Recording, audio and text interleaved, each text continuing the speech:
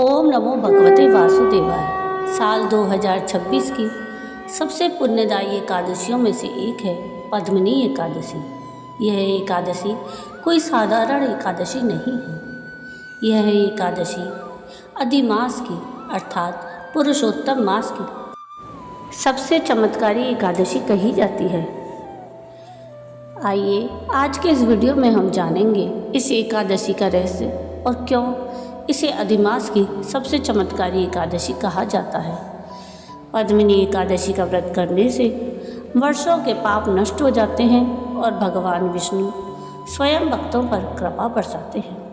राधे राधे, वेदांत channel में आप सबका स्वागत है। आज के इस वीडियो में हम सुनेंगे अधिक मास की एकादशी पद्मिनी एकादशी की महिमा, पूजा विधि और दिव्य रहस्य जो आपके जीवन को बदल सकता है।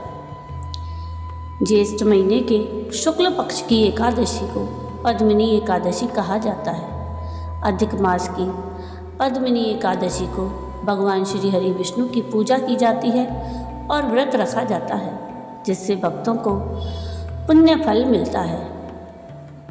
अधिक मास की पद्मिनी एकादशी इस साल 2026 में 27 मई दिन बुधवार को मनाई जाएगी। यह एकादशी हर 3 साल में एक बार आती है और भगवान विष्णु की पूजा के लिए अत्यंत फलदायी मानी जाती है। हिंदू धर्म में एकादशी का व्रत महत्वपूर्ण स्थान रखता है। प्रत्येक वर्ष 24 एकादशियाँ आती हैं। जब अधिक मास या मलमास आता है तब इनकी संख्या बढ़कर 26 हो जाती है। मलमास, जिसे अधिक मास या पुरुषोत्तम मास कहा गया है, इस मास में 2 एकादशियाँ आती हैं, जिसमें अत्यंत पुण्यदायिनी पद्मिनी एकादशी है। पद्मिनी एकादशी को परमा एकादशी या पुरुषोत्तमी एकादशी या कमला एकादशी के नाम से भी जाना जाता है। यह एकादशी हर 3 साल में एक बार आती है और भगवान विष्णु की पूजा के लिए अत्यंत फलदायी मानी जाती है। हिंदू पंचांग के अनुसार अधिक मास में पड़ने वाली एकादशी का व्रत करने से सांसारिक सुखों की प्राप्ति होती है और सभी पाप नष्ट हो जाते हैं। इसे पुरुषोत्तमी एकादशी कहा जाता है।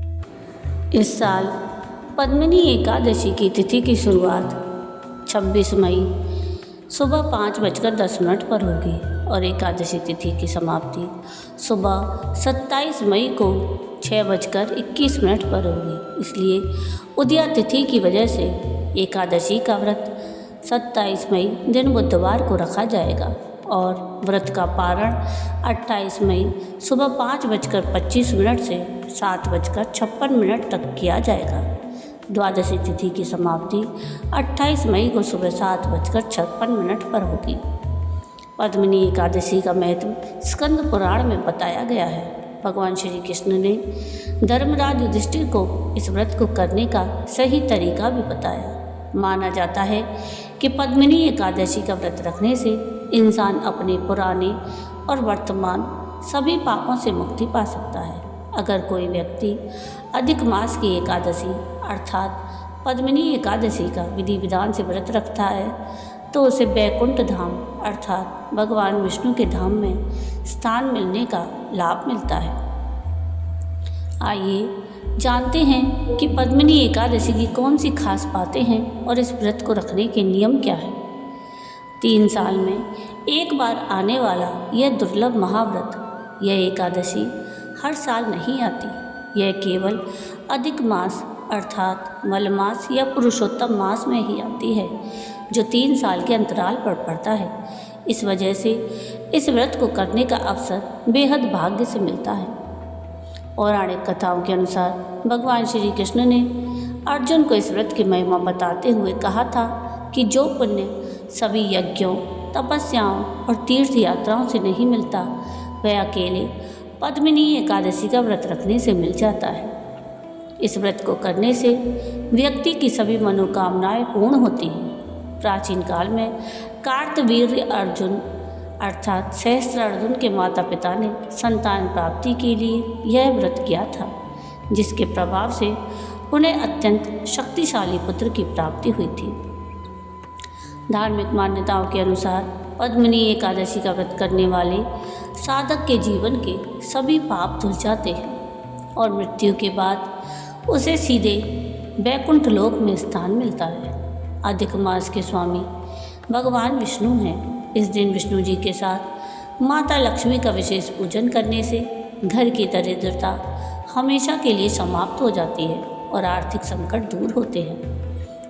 पद्मिनी एकादशी का व्रत अन्य एकादशियों की तुलना में थोड़ा कठिन होता है और इसके नियमों का कड़ाई से पालन करना अनिवार्य है।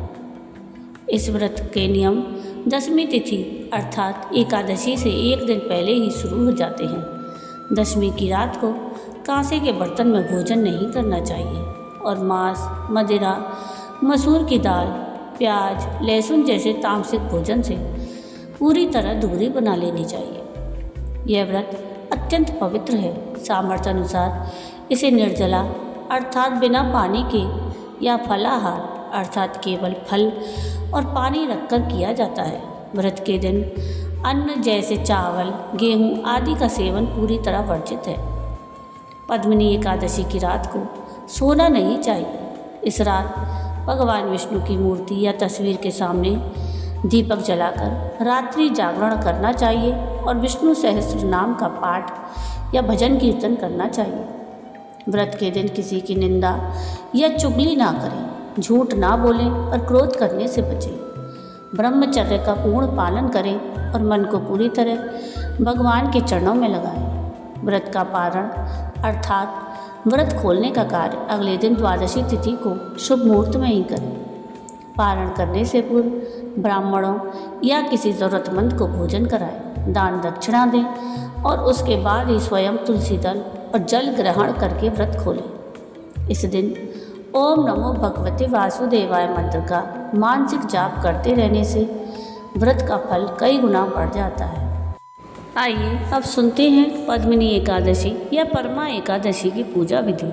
इस दिन सुबह ब्रह्म मुहूर्त में उठकर स्नान करें। इस दिन साबुन से नहाना मना माना जाता है, इसलिए साबुन या किसी भी केमिकल वाली क्लीनर का इस्तेमाल ना करें। पूजा स्थान साफ करके लकड़ी के पट्टे पर भगवान विष्णु, बाल गोपाल, शालिग्राम और श्रीयंत्र अर्थात माँ लक्ष्मी के प्रतीक की स्थापना करें। सभी को पंचामृत से स्नान कराएं और पीले कपड़े, फूल और तुलसी की माला पहनाएं। देसी घी का दीपक और अगरबत्ती जलाएं। भगवान को मिठाई, फल, तुलसी पत्ता और पंचामृत अर्पित करें। विष्णु सहस्त्र नाम का पाठ करें और ओम नमो भगवते वासुदेवाय मंत्र का जाप करें। इस दिन दान करना बड़ा शुभ माना जाता है। शाम के समय तुलसी के पौधे के पास दीपक जरूर जलाएं और संभव हो सके तो उसके साथ चक्कर लगाएं। एकादशी के दिन तुलसी के पत्ते नहीं तोड़ने चाहिए। ज़रूरत हो तो एक दिन पहले तोड़कर पानी में रख लें। तो ये था परमा एकादशी या पद्मिनी एकादशी का महत्व या उसकी महिमा। आपको आज का ये वीडियो कैसा लगा मुझे कमेंट करके ज़रूर बताइएगा। अगले वीडियो में हम पद्मिनी एकादशी की व्रत कथा सुनेंगे। और अगर आपको आज का ये वीडियो पसंद आया हो तो प्लीज़ इसको लाइक शेयर ज़रूर कीजिएगा और प्लीज़ मेरे चैनल को सब्सक्राइब कीजिएगा और कमेंट में राधे राधे ज़रूर लिखिएगा। वीडियो पूरा देखने के लिए थैंक यू। राधे राधे।